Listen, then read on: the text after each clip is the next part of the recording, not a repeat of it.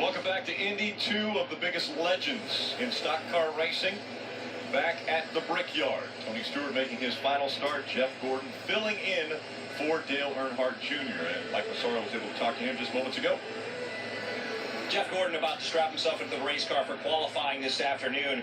Bit of an adjustment period, I would imagine, yesterday in practice. What was it like? Yeah, it was hard. You can't just be out of the car as long as I've been and have this aero package here and the competition being so fierce and just jump in and go. I felt pretty good about the first couple laps, but it was the inconsistency that was challenging for me, and then just trying to give good information back to Greg and the team so we could adjust. I thought that the second practice was much more solid. Our last run was really good. Hopefully those things will transfer over to qualifying here today because we were off a little bit in the qualifying runs we made. What do you expect the challenges to be like here in qualifying? 4 corners.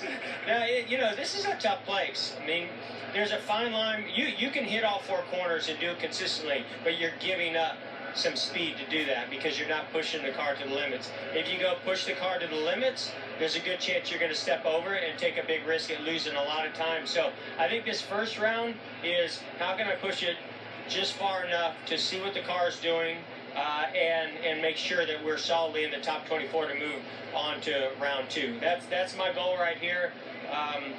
Now, if the car gives me a lot of good feedback, we'll try to push it a little bit harder. That's just the racer in me. No doubt Jeff Gordon's going to push it as hard as he can, trying to add just another bullet point to his already illustrious resume. And no doubt Tony Stewart is doing the same. Would love to add another Brickyard 400 to your resume in your last time out. And I reminded you this is your last qualifying, and you said, why you got to say that? Are you actually getting a little bit emotional even before race day? Believe it or not, I told Eddie Jarvis, who's one of the closest people to me, I've not really been this relaxed, I think, ever going into a Brickyard. And I don't know why, I don't know what it is about it, but we've just kind of been relaxed and having fun, and so we've been joking around with everybody and having a good time. Well, let's look ahead to this qualifying session. What's your strategy? Are you able to save anything in round 1 that could help you in round 2?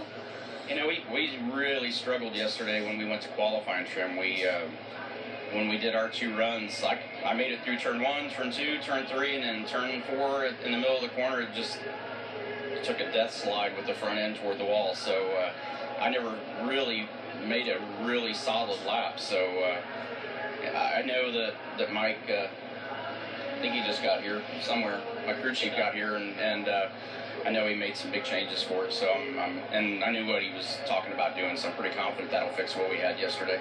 All right, well, we'll find out. Tony going for his second pole here at the Brickyard, Rick.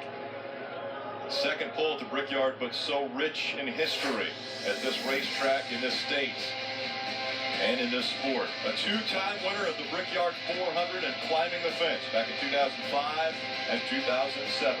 Qualifying next.